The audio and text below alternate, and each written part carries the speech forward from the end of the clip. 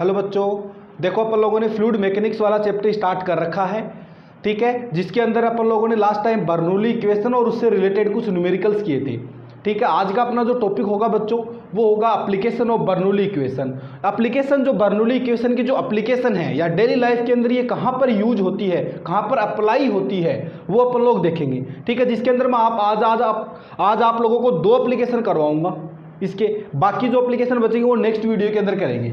ठीक है, एक तो कराऊंगा हाइड्रोस्टैटिक्स, यानी बर्नौली इक्वेशन अपन लोगों ने निकाली है तो अपन लोग इसको रिलेट करके देखेंगे कि जो मैंने आप लोगों को इस चैप्टर के पहला जो वीडियो था उसके अंदर मैंने बताया था आप लोगों को कि स्टैटिक फ्लूइड हो तो प्रेशर होता है वो डेप्थ के साथ में कैसे वेरी करता है, हॉरिजॉन्टली कैसे वेरी करता है। तो वो आज अपन लोग इसके अंदर करके देखते हैं कि जो इक्वेशन है, जो बर्नौली इक्वेशन है वो वहां पर भी अप्लाई अपन लोग कर सकते हैं क्या। ठीक है, तो ये अपन लोग देखते हैं। तो सबसे पहला अपना जो टॉपिक होगा वो होगा हाइड्रोस्टैटिक्स का होगा। ठीक है, फिर नेक्स्ट अपन पढ़ेंगे वेलोसिटी ऑफ इफ्लक्स, बहुत ही इंपॉर्टेंट टॉपिक है। ठीक है, तो सबसे पहले अपन देखते हैं इसका जो एप्लीकेशन है वो पहला एप्लीकेशन है हाइड्रोस्टैटिक का।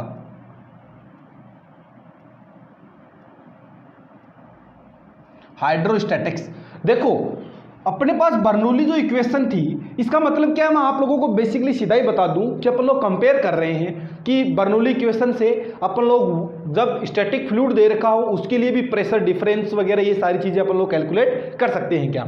ठीक है, तो देखो अपने पास बर्नौली इक्वेशन क्या होती है, P1 प्लस 1/2 रो V1 स्क्वायर प्लस रो GH1 बराबर P2 प्लस 1/2 रो V2 स्क्वायर प्लस रो GH2, राइट। तो देखो सबसे पहले मैं आप लोगों को बताता हूं कि अपने पास में स्टैटिक फ्लूइड की अपन बात करें तो अपन ने एक ऐसा डायग्राम बनाया था, एक सिलेंड्रिकल वेसल ली थी, राइट। अब इसके अंदर ये फ्लूइड भरा हुआ है, ठीक है, ये h हाइट तक भरा हुआ है, इसमें हाइट क्या है, h है।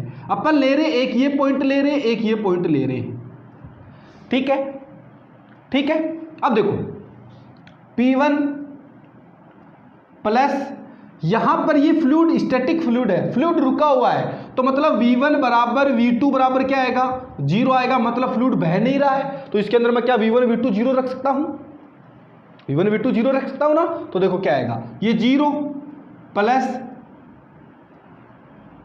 रो G, अब H1 बोलो कितना है, H1 H दे रखा है तो H, राइट, बराबर, अब देखो P2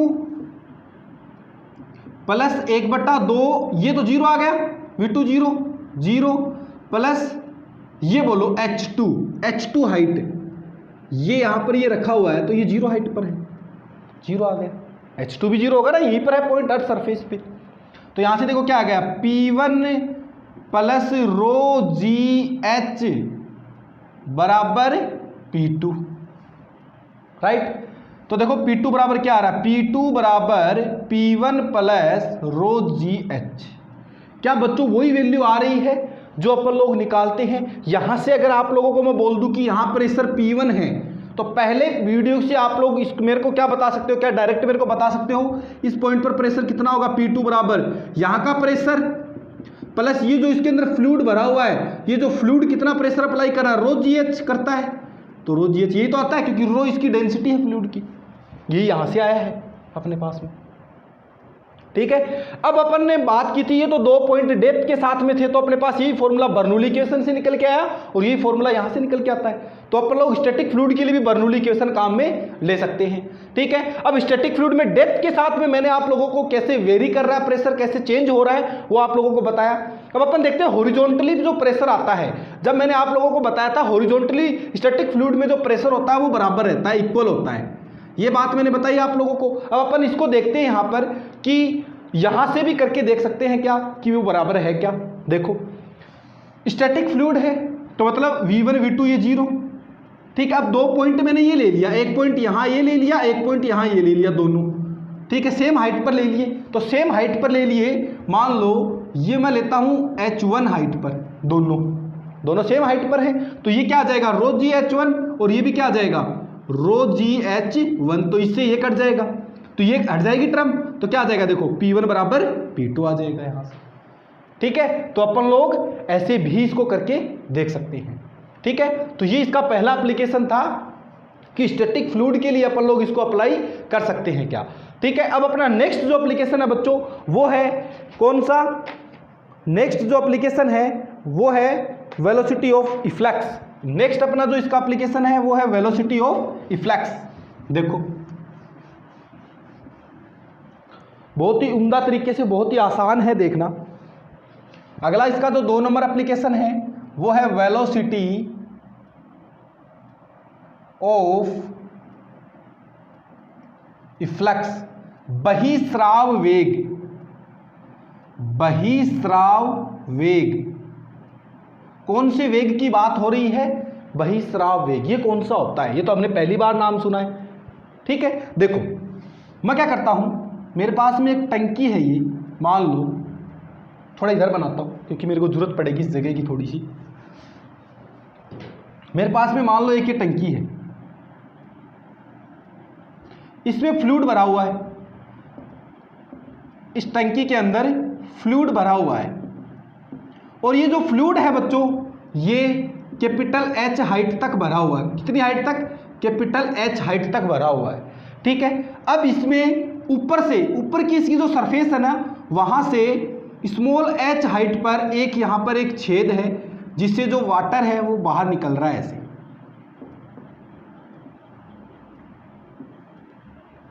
ठीक है, आपको बताना है कि यहां की जो वेलोसिटी है वो क्या है, यहां की वेलोसिटी बतानी है। ये है बहिस्राव वेग, वेलोसिटी ऑफ इफ्लक्स, यानी इसके किस स्पीड से इस छेद से, इस नल से ये पानी है ये बाहर निकलेगा, वो आप लोगों को बताना है। ये एकदम फ्री सरफेस दे रखी है।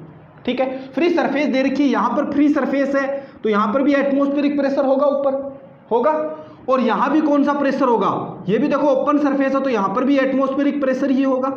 ये 1 नंबर पॉइंट मान लेता हूं, ये 2 नंबर पॉइंट मान लेता हूं। इन दोनों पॉइंट के लिए क्या मैं बच्चों बर्नौली इक्वेशन काम में ले सकता हूं। ये कितनी हाइट आएगी यहां से यहां तक, नीचे से ये जो छेद दे रखा है, ये नल जो लगा रखा है, ये कहां कितना हाइट पर होगा, ये स्मॉल h है तो ये कैपिटल H है तो ये कितनी बचेगी, H माइनस H हाइट पर। बोलो इतनी बात समझ में आ गई। मैंने क्या किया, एक टंकी ली जिसमें रो डेंसिटी का फ्लूइड भर दिया, मान लो वाटर ही है। ठीक है, अब इसमें क्या किया, यहां पर इसकी सरफेस से कैपिटल H हाइट तक भरा है, इसकी सरफेस से स्मॉल h हाइट नीचे डेप्थ में एक यहां पर एक छेद कर दिया इसके अंदर। ठीक है, यहां से जो फ्लो हो रहा है वाटर का, वो किस स्पीड से बाहर निकल रहा है वाटर, वो आप लोगों को निकालना है, यानी बहिस्राव वेग या वेलोसिटी ऑफ इफ्लक्स आप लोगों को कैलकुलेट करना है। राइट, अब देखो यहां पर ओपन सरफेस है, यहां पर भी ओपन सरफेस है, तो ओपन सरफेस पर यहां पर क्या होगा बच्चों, एटमॉस्फेरिक प्रेशर होगा, और यहां पर भी क्या होगा, एटमॉस्फेरिक प्रेशर होगा। राइट, अभी मैंने ये पॉइंट 1 मान लिया और ये पॉइंट 2 मान लिया। अब इन दोनों पॉइंट के बीच में मैं क्या करता हूं, दोनों पॉइंट के बीच में मैं बर्नौली इक्वेशन लगा देता हूं। ये जो ऊपर वाली सरफेस है, यहां का जो एरिया है वो A1 है, और ये जो छेद दे रखा है इसका जो एरिया है बच्चों वो A2 माना मैंने, क्रॉस सेक्शनल एरिया। अब आप लोगों को पता है कि जो टंकी है उसकी जो सरफेस एरिया होगा वो बहुत बड़ा होगा। ठीक है, और जो छेद होगा वो छोटा सा होगा, यानी क्या मैं ये कंडीशन आ सकती है इसके अंदर, A2 ग्रेटर देन A1, ये वाली कंडीशन बहुत इंपॉर्टेंट कंडीशन है, ध्यान में रखना इसको। ठीक है, यानी इसके A1 ग्रेटर देन A2, ये वाली कंडीशन आप लोगों को ध्यान में रखनी है, क्योंकि इसका एरिया बहुत बड़ा है, इसकी तुलना में इसको नेग्लिजिबल अपन लोग मान सकते हैं, इसके सरफेस एरिया को, इसके क्रॉस सेक्शनल एरिया को, सॉरी छेद जो दे रखा है इसको। राइट, मैं बर्नौली इक्वेशन काम में लेता हूं। देखो बर्नौली इक्वेशन क्या होती है, P1 प्लस 1/2 रो V1 स्क्वायर प्लस रो GH1 बराबर P2 प्लस 1/2 रो V2 स्क्वायर प्लस रो GH2, ये बर्नौली इक्वेशन है।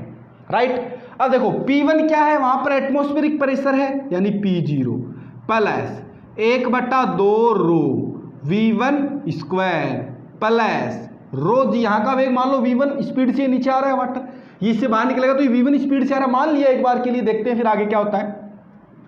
H1 हाइट कितनी देर की, कैपिटल H, तो कैपिटल H बराबर P2, अर्थ से कैपिटल H हाइट पर ही है, कैपिटल एच प्लस 1/2 रो V2 स्क्वायर प्लस V2 की जगह क्या लिख सकता हूं, V2 लिख दिया मैंने, ठीक है। एक बार V2 ही लिखते हैं, यहाँ का V2 माना है, वैसे तो V माना है वो बाद में अपन लोग लिख लेंगे, राइट। प्लस रो जी, अब ये जो वाटर बाहर निकल रहा है यहाँ से फ्लो हो रहा है, ये अर्थ सरफेस से कितनी हाइट पर है, h माइनस एच पर है ना, तो क्या आएगा h माइनस एच। बोलो इतनी बात समझ में आई। P0 से P, ये P0 आएगा ना, यहाँ पर भी P0 आएगा, क्योंकि अर्थ सरफेस ये खुली सरफेस है, ओपन सरफेस है, तो ओपन सरफेस पे तो एटमॉस्फेरिक प्रेशर होगा, तो यहाँ भी क्या आएगा P0, तो P0 से P0 कट गया। फिर 1/2 रो, अब देखो एक बार लिख दूं मैं, V1 स्क्वायर प्लस रो जी एच बराबर 1/2 रो V2 स्क्वायर प्लस, इसको अंदर मल्टीप्लाई करो, rho g h minus rho g h, ये से होगा, ये से रो जी एच कट गया, इधर क्या बचा 1/2 रो V1 स्क्वायर बराबर 1/2 रो V2 square minus rho g h, ये बच गया। इस टर्म को इधर लेके आ जाओ, इस टर्म को इधर लेके आ जाओ, तो ये प्लस क्या आ जाएगी रो जी एच बराबर 1/2 रो V2 स्क्वायर माइनस 1/2 रो V1 स्क्वायर, ये इधर आके माइनस का हो जाएगा, तो देखो रो से रो कट जाएगा, कॉमन लेके इधर से क्या बचेगा जी एच बराबर 1/2 भी कॉमन ले लो, क्या बचेगा V2 square minus V1 square, right. तो देखो दो इधर आ जाएगा, 2GH बराबर V2 square minus V1 square. आपको तो V2 की वैल्यू चाहिए, तो V2 की वैल्यू चाहिए तो अपन इक्वेशन ऑफ कंटिन्यूटी क्या होती है, इक्वेशन ऑफ कंटिन्यूटी A1V1 बराबर A2V2, तो यहां से बच्चों अपन को किसका मान निकालना है V1 का, तो V1 का मान क्या आएगा V1 बराबर, इसको इधर ले जाओ, A2/A1 इंटू V2, तो ये जो V1 का मान मेरे पास में आया है ये मैं यहां पर रख सकता हूं, रखो 2GH बराबर V2 स्क्वायर माइनस V1 क्या आएगा बोलो A2/A1 इंटू V2 का स्क्वायर, राइट। तो क्या आ गया 2GH बराबर V2 स्क्वायर कॉमन आ सकता है यहां से, तो 1 माइनस यहां क्या बचा A2/A1 का होल स्क्वायर। अब आपको पता है A1 है वो बहुत ही बड़ा है, A1 है वो बहुत ही बड़ा है A2 से, तो A2 को मैं नेगलेक्ट मान सकता हूं, या फिर A2/A1 है वो बहुत ही एक छोटी संख्या आएगी जिसको अपन लोग नेगलेक्ट कर सकते हैं, ठीक है। क्योंकि देखो आपको दिया हुआ है A2 greater than A1 greater than A2, ठीक है। तो देखो ये इसको इधर लेके चले जाओ तो क्या आएगा 1 ग्रेटर देन A2/A1, यानी एक भी इससे बहुत ही बड़ा है, बहुत ज़्यादा बड़ा है, तो लगभग इसको नेगलेक्ट मान सकता हूँ मैं, जीरो मान सकता हूँ, टेंस टू जीरो, इसको मैं टेंस टू जीरो कर सकता हूँ, राइट। तो ये क्या आ जाएगा 2GH बराबर V2 स्क्वायर आएगा, अंदर ये जीरो हो जाएगा तो 1 बचेगा।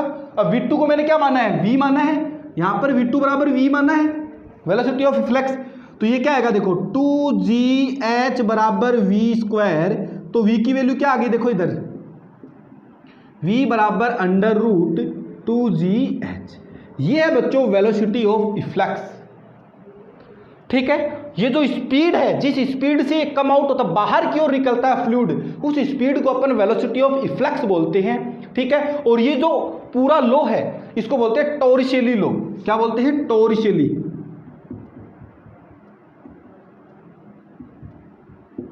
टॉरिशेली लो, इसको ध्यान रखना है, ठीक है। कौन सा लो कि देखो ये क्या हो रहा है, जब आप लोग मैकेनिक्स पढ़ते हो तो कोई ऑब्जेक्ट है, जैसे ये मार्कर है, इसको मैं फ्रीली ऊपर से नीचे की ओर ऐसे गिराता हूं, इस मार्कर को मैं ऊपर से नीचे की ओर फ्रीली ऐसे मूव कराता हूं, तो ये किस स्पीड से नीचे आता है, वो 2GH यानी फ्री फॉल के लिए, फ्री फॉल की स्पीड है ये, फ्री फॉल कोई ऑब्जेक्ट होता है तो उसकी स्पीड है ये, और ये स्पीड किसकी आ रही है, इसकी आ रही है, ठीक है। तो दोनों इक्वल है, तो इसलिए ये लो जो है ये टॉर्शेली लो है, टॉर्शेली ने इसको सबसे पहले फाइंड आउट किया था, तो इसके नाम पर इसको बोल दिया टॉर्शेली लो, ठीक है। तो आप लोगों को बोला जाए टॉर्शेली लो तो आप लोग बिल्कुल आसानी से बता सकते हो, ठीक है। ये तो बात हो गई अपनी किसकी, वेलोसिटी ऑफ इफ्लेक्स की बात हो गई कि वेलोसिटी ऑफ इफ्लेक्स कितनी होती है, अंडर रूट 2GH होती है। H कौन सी हाइट है, जिस डेप्थ पे ये यहाँ पर छिद्र कर रखा है मैंने, इसकी हाइट है, ठीक है, ये h और g आपको पता ही है एक्सेलरेशन ड्यू टू ग्रेविटी। ठीक है, ये कहानी हो गई। अब अपन लोग निकालना चाह रहे हैं ये वाटर जो है ये कितनी यहाँ से यहाँ हॉरिजॉन्टली कितने डिस्टेंस पर जाके गिरेगा, यानी अपन बोलना चाहें तो प्रोजेक्टाइल मोशन में इसको हॉरिजॉन्टल रेंज बोला जाता है। तो यहाँ पर भी ये क्या हॉरिजॉन्टल रेंज ही है, ये हॉरिजॉन्टल रेंज होती है। तो अपन निकालना चाह रहे हैं इसकी हॉरिजॉन्टल रेंज, यानी ये फ्लूइड है ये यहाँ से यहाँ पर आएगा तो ये डिस्टेंस कितनी होगी, कितनी डिस्टेंस पर आगे जाके गिरेगा, ये निकालना चाह रहे हैं। उसके साथ साथ में अपन को टाइम भी पता लग जाएगा कितने टाइम के बाद में फ्लूइड है वो इस पर यहाँ पर टकराता है। ठीक है, तो देखो मैं मिटा रहा हूं, आप लोग नोट कर सकते हो, बिल्कुल आसानी से नोट कर सकते हो। वीडियो को पॉज करो और नोट करते जाओ। ठीक है, देखो मैं अगर बात करूं हॉरिजॉन्टल रेंज के लिए for horizontal range, horizontal range के लिए अपन लोग देखना चाहें तो देखो पहले मैं वाई डायरेक्शन में इक्वेशन लगाता हूं। वाई डायरेक्शन में इक्वेशन लगाना चाहूं तो S Y is equal to U Y T, second equation काम में ले रहा हूं, second equation of motion 1/2 A Y T square, सेकेंड इक्वेशन है ये, आपको पता ही है सेकेंड इक्वेशन ऑफ मोशन। ठीक है, एस वाई क्या आएगा वो देखो, एस वाई कितना है बोलो, एस वाई आप लोग निकालना चाह रहे, अपन को यहां से टी की वैल्यू चाहिए तो एस वाई क्या है बोलो, यहां से ये डिस्टेंस है, कितनी डिस्टेंस पर है, h माइनस एच पर। अरे वाई डायरेक्शन में कितनी डिस्टेंस ऊपर है ये h माइनस एच, अपन हॉरिजॉन्टल में निकालना चाह रहे हैं तो वाई डायरेक्शन में कितना है h माइनस एच, तो क्या आएगा h माइनस एच। अब वाई डायरेक्शन में इनिशियल वेलोसिटी कितनी है इसकी, यहां से ये इनिशियल वेलोसिटी होगी इसकी, ये फाइनल वेलोसिटी होगी। ठीक है, इनिशियल वेलोसिटी लगभग 0 आएगी क्योंकि आपको पता है a1 v1 बराबर a2 v2। ठीक है, तो यहां से अपन v1 अगर देखिए यहां पर v1 होगा तो v1 क्या आएगा a2 बट्टे a1 इंटू v2। अब a2 बट्टे a1 लगभग नेगलेक्ट है तो v1 को मैं लगभग टेंस टू 0 मान सकता हूं या लगभग बराबर मान सकता हूं 0 के। ठीक है, तो v1 क्या आ गया, यहां से v1 है, यही तो है uy, इस फ्लूइड की इनिशियल वेलोसिटी, फाइनल वेलोसिटी ये रही, तो ये क्या आ गई 0। समझ में आया कैसे आई, प्लस 1/2 ay क्या होगा बोलो, y डायरेक्शन में ग्रेविटी, क्योंकि ये भी नीचे की ओर आ रहा है, फ्लूइड भी नीचे की ओर गिर रहा है और ग्रेविटेशनल फोर्स है वो भी नीचे की ओर लग रहा है, तो दोनों सेम डायरेक्शन में है, दोनों सेम डायरेक्शन में तो एक्सेलरेशन क्या होगा, पॉजिटिव होगा। और जब ऐसे कोई ऑब्जेक्ट नीचे की ओर गिरता है तो कौन सा एक्सेलरेशन काम में लेते हैं अपन, ग्रेविटेशनल एक्सेलरेशन काम में लेते हैं, एक्सेलरेशन ड्यू टू ग्रेविटी काम में लेते हैं, और वो पॉजिटिव आएगी। पॉजिटिव कैसे आएगी, पॉजिटिव आएगी कि जब ये देखो ये भी फ्लूइड है, ये भी नीचे की ओर आ रहा है और ग्रेविटी भी नीचे की ओर खींचती है ऑब्जेक्ट को, दोनों सेम डायरेक्शन में, फोर्स की डायरेक्शन में है। ठीक है, फोर्स की डायरेक्शन में मोशन हो रही है, फोर्स की डायरेक्शन में जब मोशन होती है तो एक्सेलरेशन क्या होता है, पॉजिटिव होता है। तो यहां पर ये क्या आएगा जी टी स्क्वायर, टी की वैल्यू निकालना चाहेंगे तो क्या आएगी h minus H is equal to, ये 2 इधर आ जाएगा, इधर आ जाएगा जी टी स्क्वायर, तो t इजिकल टू क्या आएगा 2h माइनस एच बट्टे जी का अंडर रूट। तो इतना समय लगेगा इसको यहां से बाहर आने में, ये फॉर्मूला है। ठीक है, अब अपन निकालना चाह रहे हैं हॉरिजॉन्टल रेंज। हॉरिजॉन्टल रेंज निकालने के लिए अपन क्या करते हैं, अक्ष डायरेक्शन में इक्वेशन काम में लेते हैं, वही सेकंड इक्वेशन जो होती है वो अक्ष डायरेक्शन में काम में लेंगे। तो देखो अक्ष डायरेक्शन में अपने पास इक्वेशन क्या होती है, देखो आपको पता है एस अक्ष इजिकल टू, या अक्ष लिख लो या एस अक्ष लिख लो, एस अक्ष इजिकल टू यू अक्ष टी प्लस 1/2 जी टी स्क्वायर। अरे ये जो फ्लूइड है ये वाई डायरेक्शन में, यहाँ पर जो इसकी वाई डायरेक्शन में ये फ्लूइड है ये इधर की ओर बाहर निकलेगा, इधर की ओर ही वाई डायरेक्शन में इसकी वेलोसिटी क्या होगी 0, तभी तो मैंने इनिशियल वेलोसिटी यहाँ से 0 ली। ठीक है, तो मैं इसको काट देता हूँ। ठीक है, ये वेलोसिटी v1 है और यहाँ पर भी वाई डायरेक्शन में 0 ही होगी। ठीक है, अभी मैंने बताया था उसमें चेंज कर लेना थोड़ा। ठीक है, अभी मैंने v1 बताया था उसमें थोड़ा चेंज कर लेना, ये वाली वेलोसिटी नहीं ली अपन ने, ये वाली वेलोसिटी ली। यहाँ पर वाई डायरेक्शन की जो वेलोसिटी है, वाई डायरेक्शन में तो कुछ वेलोसिटी नहीं होगी क्योंकि ये ऐसे नीचे की ओर गिर रहा है। ठीक है, इधर की ओर वेलोसिटी आ रही है, इधर तो नीचे की ओर, यहाँ पर ऐसे कैसा रहेगा। ठीक है, तो देखो एस एक्स यानी हॉरिजॉन्टल रेंज कैपिटल आर ये बराबर यू एक्स बोलो कितना है, इधर क्यों निकल रहा है बाहर, v के बराबर है, और v कितना आया था √2gh आया था, इंटू t कितना आया है ये रहा, t लिख लो एक बार, प्लस ये 0 हो जाएगा, g नहीं आएगा ax आएगा, सॉरी ax आएगा, गलती होगी थोड़ी सी, ठीक है ax आएगा। अब ax अक्ष डायरेक्शन में इसका जो एक्सेलरेशन है वो 0 होगा, क्यों होगा, क्योंकि फ्लूइड नीचे की ओर आ रहा है, इधर की ओर कोई एक्सेलरेशन इस पर नहीं लग रहा है। जब फ्लूइड कोई ऑब्जेक्ट ऐसे गिरता है तो अक्ष डायरेक्शन का एक्सेलरेशन क्या होता है, 0 होता है, प्रोजेक्टाइल मोशन में बता चुका हूं, तो ये टर्म 0 हो जाएगी। तो क्या आएगा r is equal to √2gh into √2h minus h into g, ये t की वैल्यू मैंने यहां रख दी। तो देखो क्या आएगा ये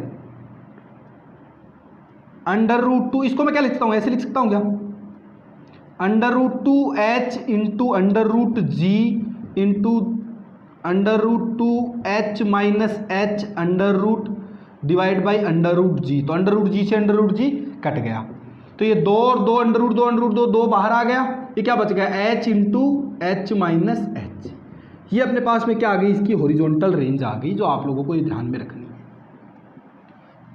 ये थी बच्चों इसकी हॉरिजॉन्टल रेंज और वेलोसिटी ऑफ इफ्लक्स का फॉर्मूला √2gh, तो बहुत ही उम्दा तरीके का, बहुत ही शानदार है। उम्मीद करता हूं कि आप लोग ने समझ में आया होगा, तो इसको आप लोग नोट कर डाउन कर सकते हो, फिर मैं आप लोगों को 2-3 अच्छे न्यूमेरिकल करवाता हूं, ठीक है। तो सबसे पहले एक बहुत ही आसान सा न्यूमेरिकल एकदम आप लोगों की स्क्रीन पे आप लोगों को दिख रहा होगा, न्यूमेरिकल है ए वाटर टैंक इज कंसंट्रेट, यानी एक वाटर टैंक है, इसको कंस्ट्रक्ट किया गया है on the top of A building, ठीक है, एक बिल्डिंग है उसके टॉप पर एक वाटर टैंक है वो लगाया गया है, ठीक है।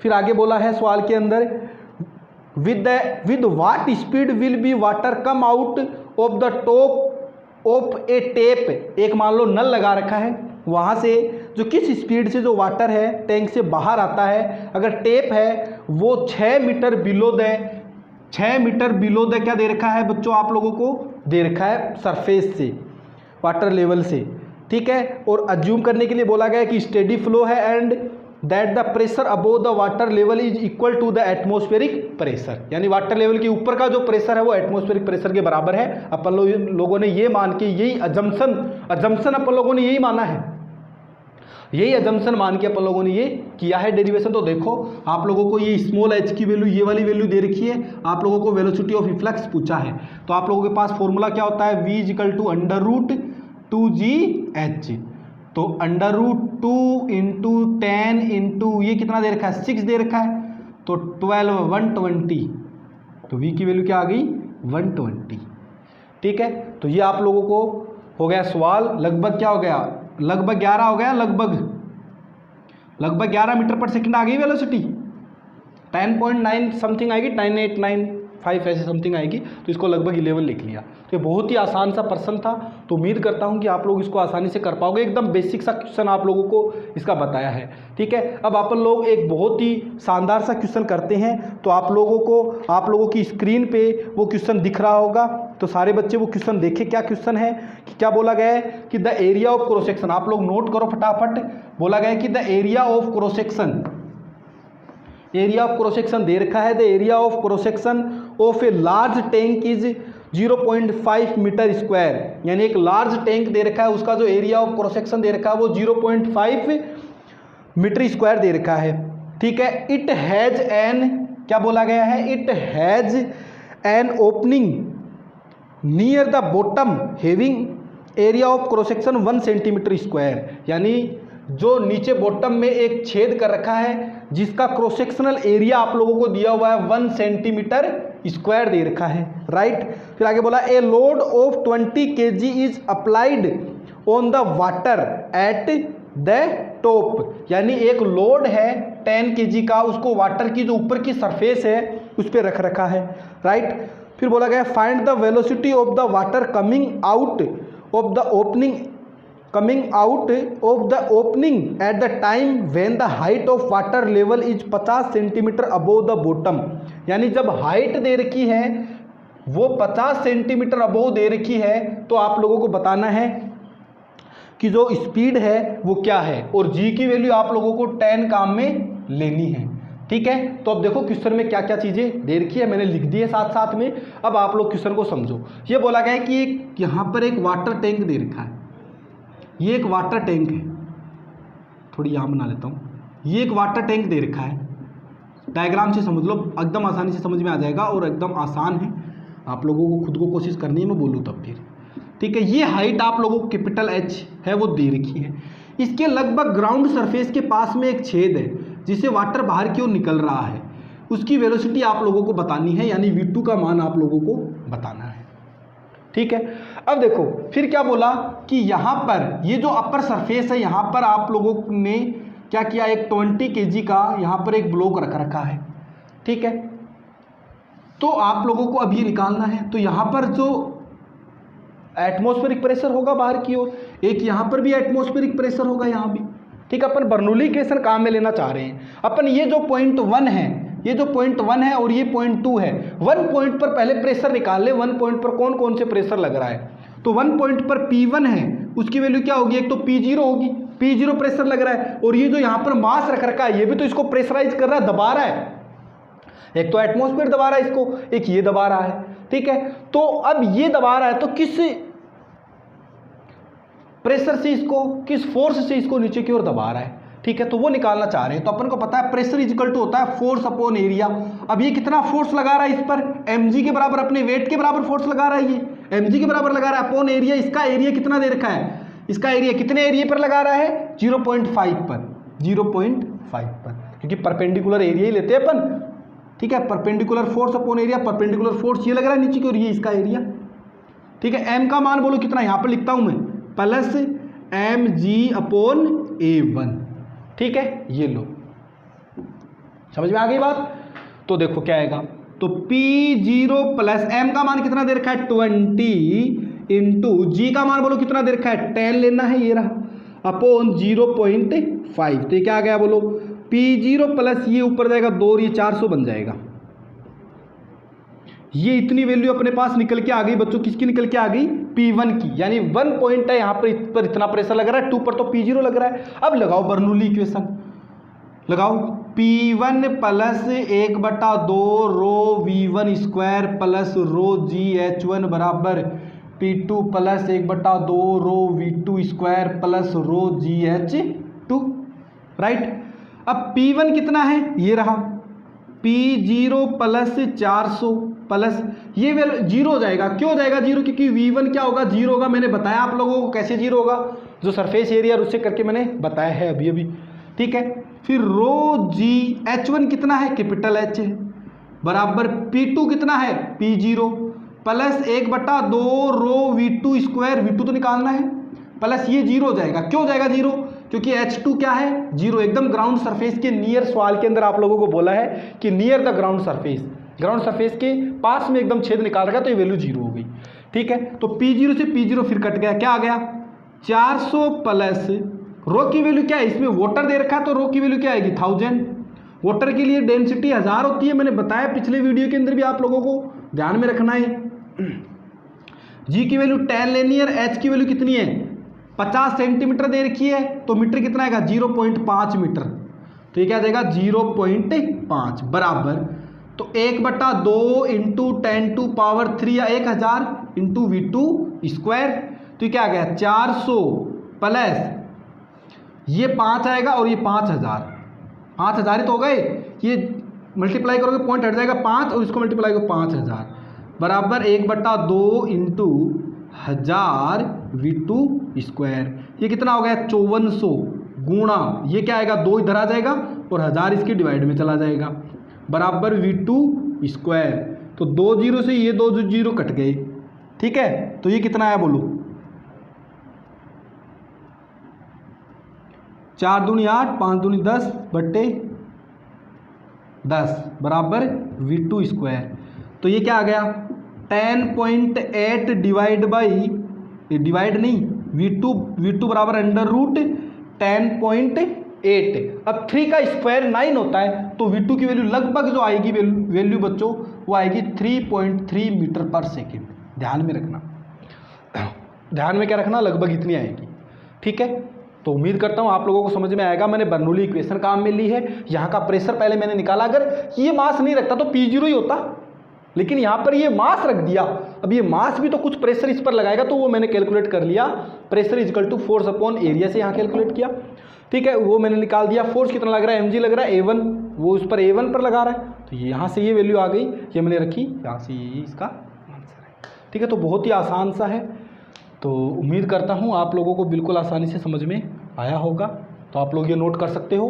अब देखो अगला सवाल आप लोगों की स्क्रीन पे दिख रहा है, बहुत ही एकदम उम्दा तरीके का सवाल है, बहुत ही आसान है, आप लोगों को करना है। उसमें थोड़ी सी एक कंसेप्ट काम में आएगी जो आप लोगों को, आप लोग पढ़ते हो किसमें, डिफरेंशिएशन की कंसेप्ट एक काम में आएगी। ठीक है, देखना क्वेश्चन क्या बोल रहा है सवाल के अंदर।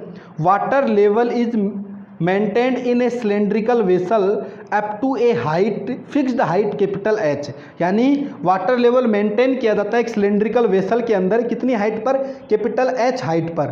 The vessel is kept on a horizontal plane, यानी जो वेसल है उसको एक हॉरिजॉन्टल प्लेन पर रखा जाता है।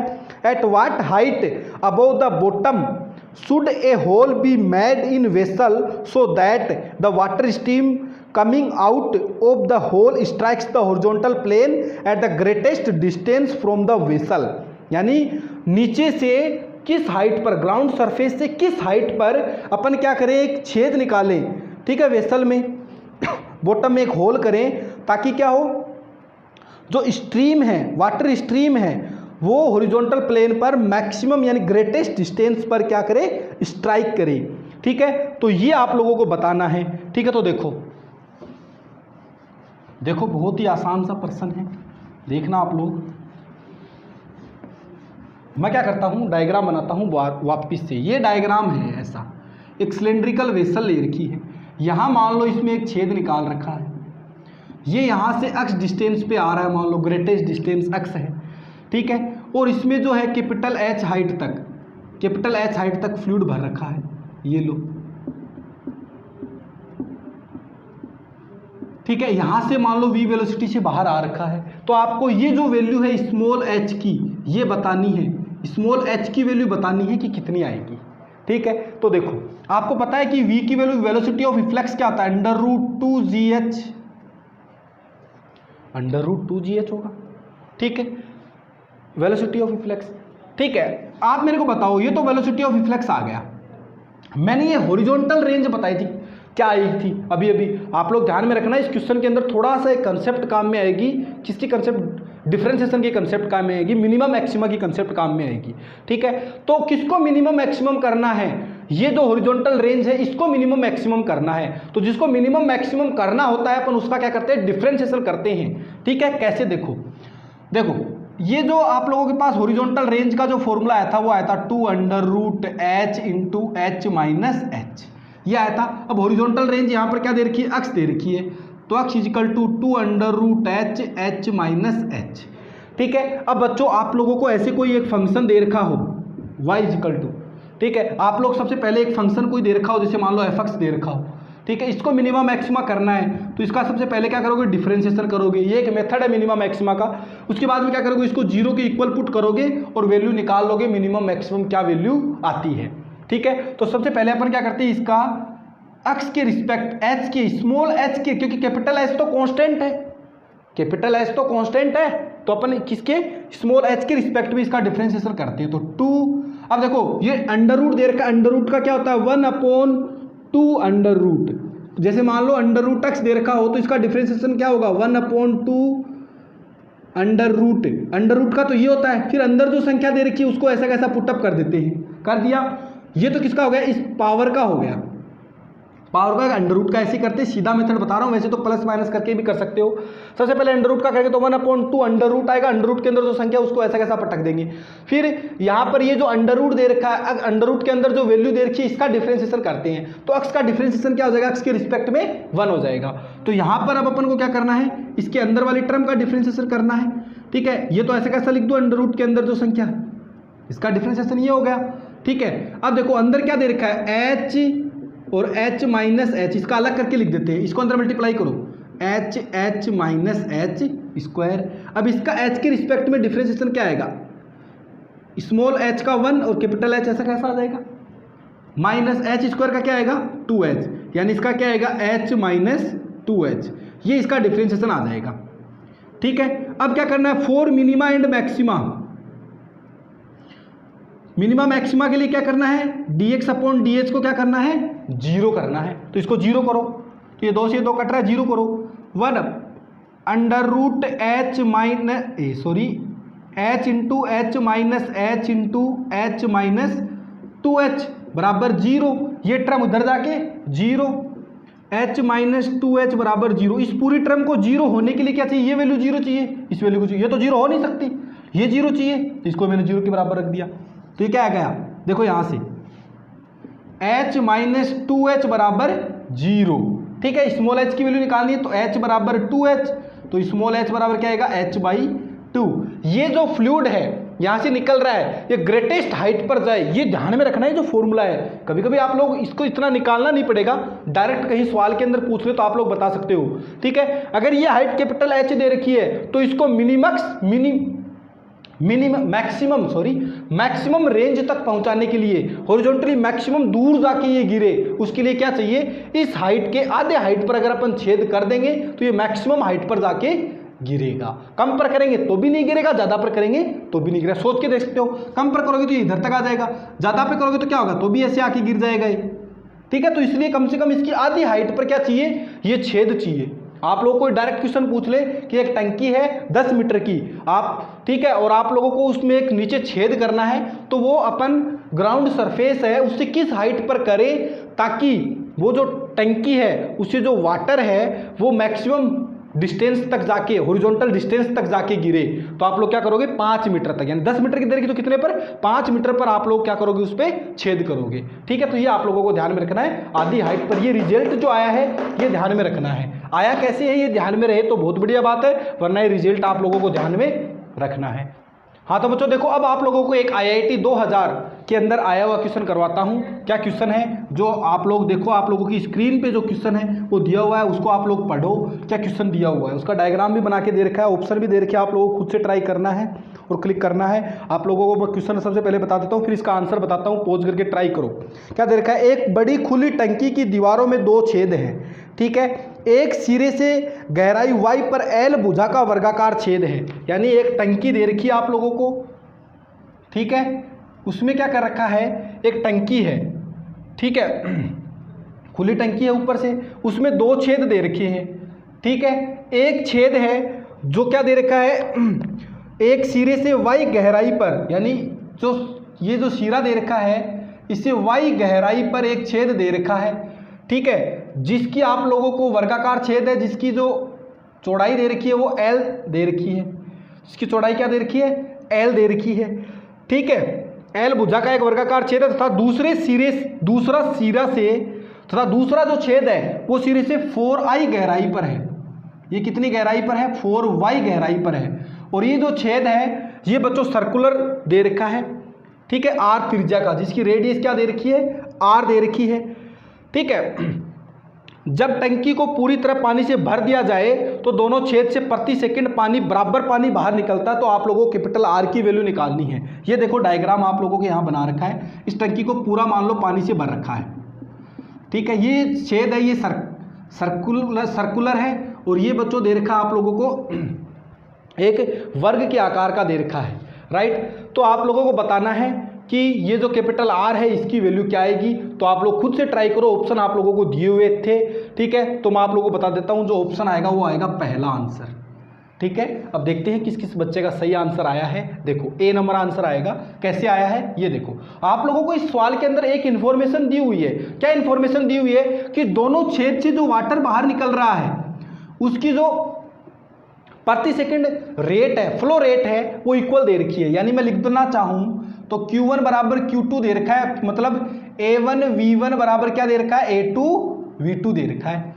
फ्लो रेट ऑफ फ्लो यही होती है, the rate of flow Q1, Q बराबर क्या होता है, the rate of flow Q बराबर AV होता है। ठीक है, तो दोनों की रेट ऑफ फ्लो इक्वल दे रखी है, तो A1 V1 बराबर A2 V2। तो पहले के लिए A1 क्या आएगा, बोलो A1 वर्ग दे रखा है तो L स्क्वायर। ठीक है, अब V1 यहाँ की वेलोसिटी क्या होगी, किस वेलोसिटी से बाहर निकल रहा है ये, 2gh, 2gh होता तो 2gy, यहाँ की वेलोसिटी क्या होगी बोलो, under root v2 v1 2g into 4y। अरे वेलोसिटी ऑफ इफ्लक्स अभी अभी निकाला है अंडर रूट 2gh, तो v1 क्या आएगा बोलो, under root 2g, small h की वैल्यू यहाँ की दी कितनी दे रखी है y, तो 2gy। v2 क्या आएगा बोलो, अंडर रूट 2g, ये यहाँ से यहाँ तक की डिस्टेंस कितनी दे रखी है 4y, तो क्या आ गया 4y, तो ये रख दो। यहाँ पर क्या आएगा अंडर रूट 2gy।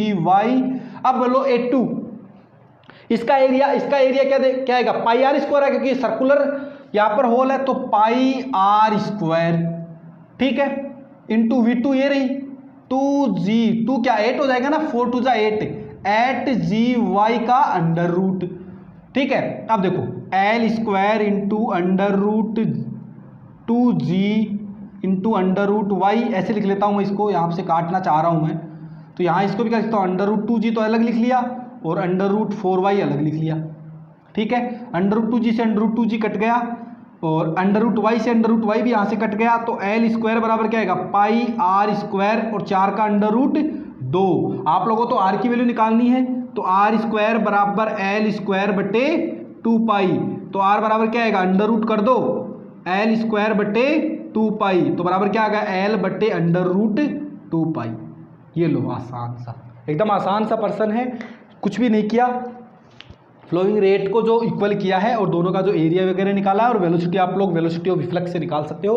बहुत ही आसान पर्सन था, ठीक है। तो उम्मीद करता हूं कि आप लोग बिल्कुल आसानी से कर लोगे ये पर्सन, ठीक है। तो आज के लिए बच्चों बस इतना, बाकी रहेगा नेक्स्ट डे आप लोगों को मैं वेंचुरीमीटर और पिटोट ट्यूब के बारे में, इनके बारे में, मतलब और भी एप्लीकेशन उनके बारे में बताएंगे। उसके बाद में यहाँ तक अपन लोगों ने जो टॉपिक पढ़ा है, कोशिश करेंगे कि नीट और आईआईटी में आए हुए आप लोगों को पीछे की प्रीवियस ईयर के जो क्वेश्चंस हैं उनका एक वीडियो आप लोगों के लिए बना दिया जाए, ठीक है। तो आज के लिए बच्चों बस इतना ही।